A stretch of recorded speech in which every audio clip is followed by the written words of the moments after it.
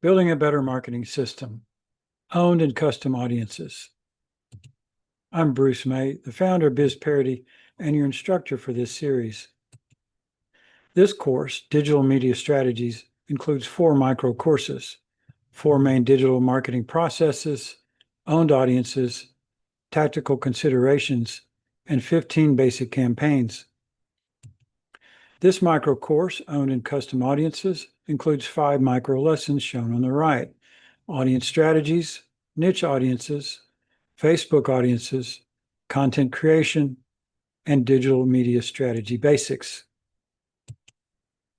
This video covers our micro lesson, Niche Audiences. Be sure and download our ebook, Owned and Custom Audiences, in our content library on bizperity.com. In the past, traditional advertising drove prospects in a market segment into a prospect pool, where they were eventually converted to customers, either using promotional ads or through professional sales. Then modern-day marketing tools using online ads, engagement tracking, and content to nurture leads dramatically changed old-school marketing processes. Today, the combination of online advertising, content marketing practices are all driven by the ability to reach niche audiences. Anytime you buy an ad online, you're targeting a narrow band of people that are more likely to respond to your promotion or marketing content. When you place an online search ad, you're reaching a niche audience, one that is created in real time based on the keywords you choose. When you place an online display ad, you're reaching a niche audience based on demographics, interests, and topics, just like social media ads. The difference between Google display ads and social media sites is that Google display ads exist in over 2 million sites, apps, and videos. It's the largest digital advertising platform in the world. When you place an ad in social media like Facebook or LinkedIn, you reach a niche audience based on the criteria that you choose, as we've seen. These are closed sites, sometimes called walled gardens, because they only contain users who have joined the network. Because users' every action, click, or response is tracked, social networks know an incredible amount of information about their users. Google Search Advantage comes from the intent of the people looking for information and solutions, whereas social media sites are not completely passive, like mass media. They are more passive than Google Search. It's the ability of Meta to match interest and engagement data to advertisers that makes it so powerful. Google Display Networks gets its power from the size of its reach and the intent that's created by keyword searches. You can dial in the reach by geo-targeting to less than a few miles of your location for saved audiences in Facebook and LinkedIn, and ad platforms let you target even more narrowly to individual interests, or by other criteria that match up to your customer segments when you create a customer audience based on user engagement with your ads and web pages. And of course, because users can click on your ad, you can engage with them with special offers, information, or special content designed to move them through the customer journey. The power to create campaigns that target niche audiences is the real power of modern marketing practices. You can even use traditional ads on TV, radio, or in print and direct traffic into an online marketing process by sending them to your website or to a landing page. So both online and offline media can participate in your digital marketing campaigns. Because once a contact is in your CRM, you can upload them to your online ad network to be matched up with user profiles, if they have one, or alternatively, process them through the customer journey solely through email campaigns. When someone subscribes to your website or a blog, we call this a content audience, or more specifically, a subscriber audience, to distinguish it from a marketing audience or a sales audience. A subscriber audience is unique compared to all the other audiences in the customer journey because many, if not most, subscribers remain in the subscriber audience as they go through the other stages of the customer journey, and they may even stay in it indefinitely after they become a customer. All the other niche audiences you can create for your own business along the customer journey, including your marketing audience, your sales audience, your customer audience, and your fan audience, are all content audiences. The content audience did not exist prior to online ad platforms, except for a few major brands that could publish their own magazines and reach a niche audience. It was not possible for most businesses to target niche audiences until social media created the tools to do that. The notable exception is the magazine The Furrow, created and published by John Deere to help them sell tractors in 1895. This was the only way they could reach rural farmers that did not receive newspapers, the only advertising medium prior to the invention of broadcast radio in the mid-1920s. The Furrow is still in publication today with, believe it or not, 2 million worldwide subscribers. The invention of online advertising gave the ability to produce and distribute non-promotional content, like the magazine The Furrow, to any business. This led to an explosion in content marketing, beginning with blogs and social media posts, which are still today the number one way to deliver content to prospects. Content marketing has become an affordable solution for any business because digital media tools have driven down the cost of production and provide seamless distribution channels through the integration of online ad platforms, company CRMs, and their websites. But the most significant impact of content marketing has been on the transformation in how we use promotional and non-promotional content at different points in the customer journey.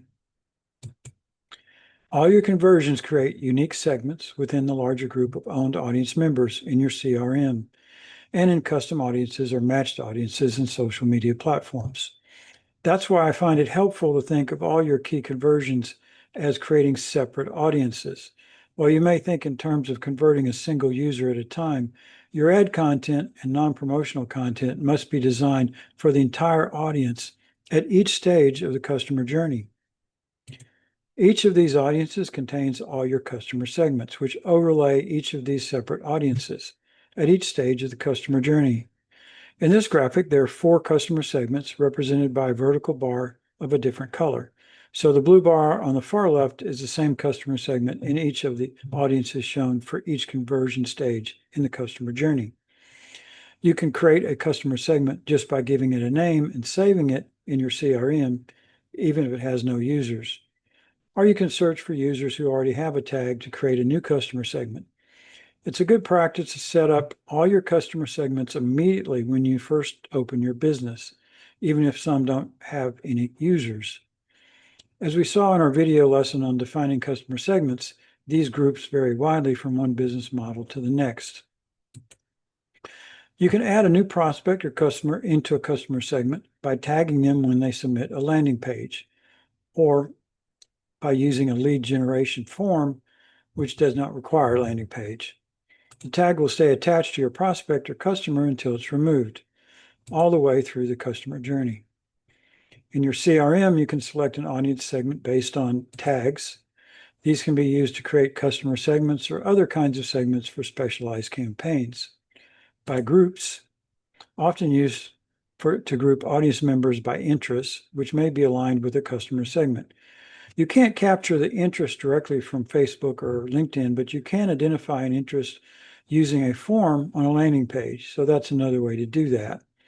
And also email engagement, things like opens, clicks, unique clicks, they can also be used in the same way. Tags are the most powerful tool for identifying customer segments, primarily based on response to an offer in an online ad. But targeting is done by your CRM, not by the online ad networks. However, as we've just seen, you can use tags to identify a customer segment, or even more narrowly, a customer segment at a specific stage in the customer journey. When you want to run a campaign, you can select a single customer segment just by searching for the tag you assign to that customer segment or for the customer segment name, then select the tag for the key conversion in the customer journey to create an audience that contains only people in that customer segment who are at that stage in the customer journey. So, for example, if you have high-end consumers for a customer segment who respond well to sales featuring your most expensive products, you can select them at the marketing qualified stage of the journey or the sales qualified stage of the journey, depending on your offer or your campaign. When you create a campaign, focus this narrowly on a group, you can match up messages and offers that are more likely to generate conversions and drive your prospects through the sales funnel or resell to existing customers. You can follow a group of prospects through the customer journey by selecting 2 tags at each conversion stage: the customer segment tag to identify the customer segment, and the key conversion tag to identify the stage of the customer journey. You can also locate customer segments by name rather than by the tag used to identify them in that segment. Use the customer segment tags to track individual prospects and to include them in the right customer segments. When you create a new customer segment, whether it has any contacts or not, you can immediately use it in campaigns to start collecting more contacts and leads that fit that customer segment. You'll still need to identify which members of a customer segment are at a given stage in the customer journey if you want to target them for each specific key conversion. This graph illustrates what is called a full funnel strategy, and it's good for any business with professional salespeople. But the basic approach works for businesses without a professional sales process. Just eliminate the sales qualified lead, since your prospects become customers without the help of professional salespeople. Some CRMs let you divide your entire list of contacts into separate audience segments. So it's possible to create separate customer segments this way, but it can be confusing, and you usually only have a limited number of audiences you can create in a CRM. But you can create as many customer segments as you like and give them a customer segment name. In fact, you can create many other segments within a single audience for other purposes besides creating customer segments. For example, you can create audience segments based on a single ad campaign to test new ads before randomly assigning new prospects to a well-defined customer segment. Or you could create an audience segment for a big sale or to track seasonal sales campaigns. Or you could create an audience segment to test out possible new customer segments to see if they're real or just something you cooked up in your imagination. There's so many ways to experiment with audience segments that we couldn't list them all. But generally, anytime you want to test a new ad, a customer segment, a campaign, or a new marketing strategy, creating a new audience segment is a good way to track the results. But the overriding reason to create audience segments is to target your customer segments with unique campaign strategies designed to move each customer segment through the customer journey. You can follow a group of prospects through the customer journey by selecting these 2 tags at each conversion stage, one for the conversion and one for the customer segment. Or you can just select the customer segment by name and then create the new segment by adding the conversion tag. The details vary depending on your CRM, but the process is the same. And you repeat the process at each stage all the way through the customer journey to a closed deal. If you haven't created any customer segments in your CRM, you can create them without first having any contacts assigned. Then create campaigns that target specific customers you think would fit that customer segment with an offer or message that would appeal to them, and tag them with a customer segment tag when they respond to your ad and click on your landing page. You can set up tags in your landing pages so that they are automatically assigned to a prospect when you run a campaign with an offer that they would like. All you need to do is create an offer or message in an online campaign that appeals to that segment. Or you can run an email campaign with the same offer or message and drive them to the same landing page.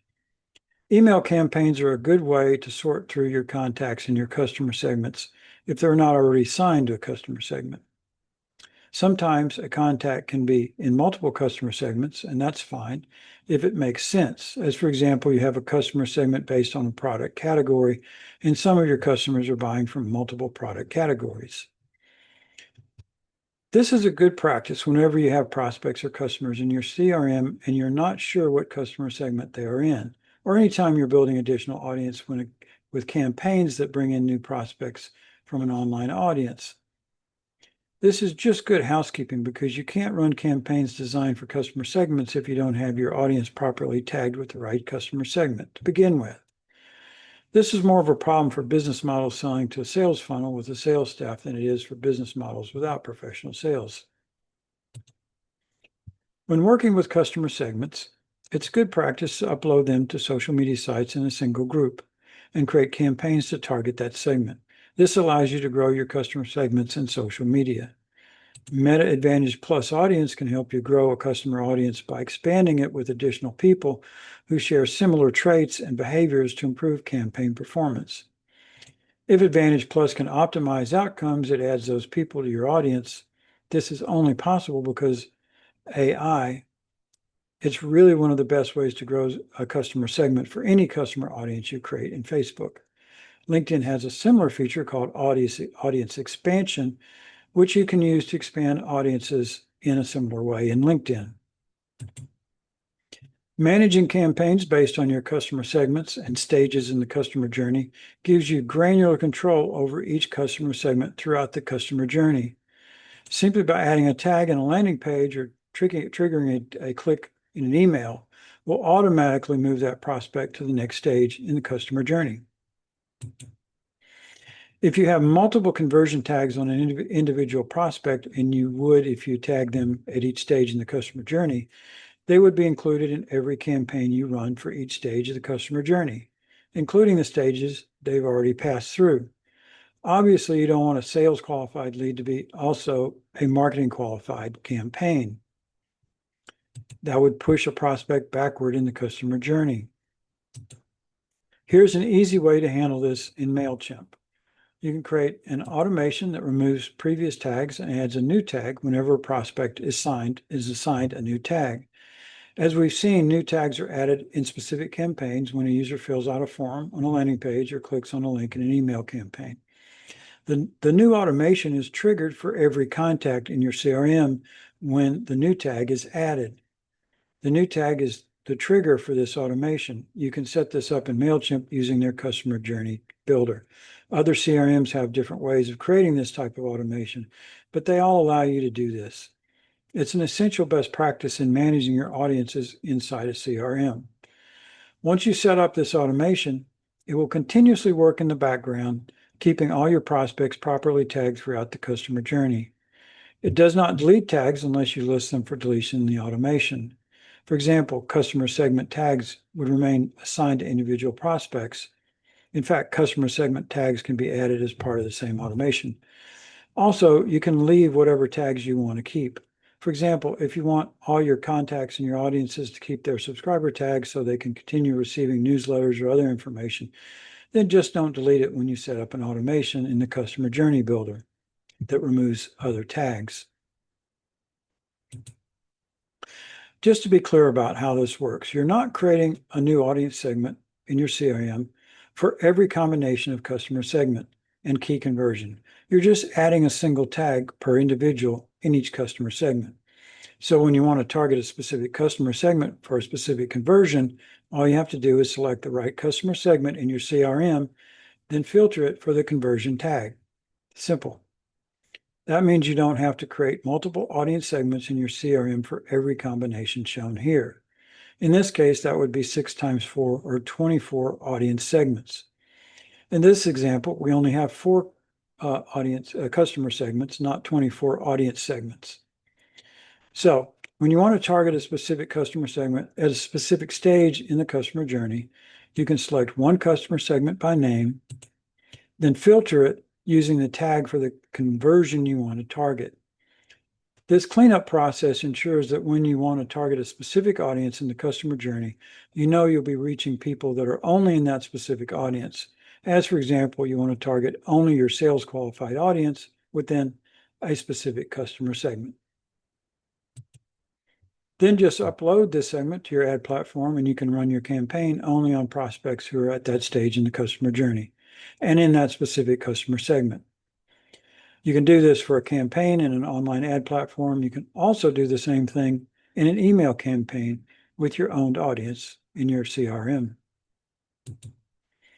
Once leads are in your database of prospects and customers, you can engage with them multiple times with weekly emails or with a newsletter with links to blogs, articles, and special promotions, which you set up a landing page for.